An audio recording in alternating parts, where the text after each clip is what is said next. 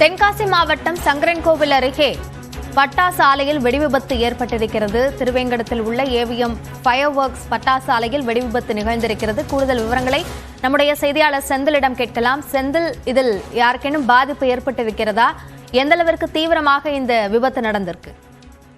நிச்சயமாக, அதாவது தென்காசி மாவட்டம் சங்கரன்கோவில் அருகே உள்ள மைப்பாறை என்ற கிராமம். இந்த கிராமத்தில் ஏவிஎம் என்ப ஃபயர் ஹவுஸ் செயல்பட்டு வருகிறது. இந்த ஃபயர் ஹவுஸில் சுமார் அந்த பகுதியில் சேர்ந்த ஒரு 30க்கும் மேற்பட்டவர்கள் தற்போது பணி செய்து வந்திருந்த நிலையில் எதிர்பாராத விதமாக ஒரு அறையில் பட்டாசு வெடி விபத்து ஏற்பட்டுள்ளது.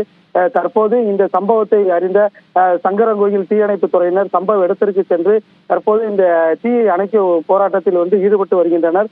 இதன் முழுமையாக அணைத்த பின்னர்தான் யாருக்கேனும் பாதிப்பு ஏற்பட்டுள்ளதா என்பது தெரிய வரும்.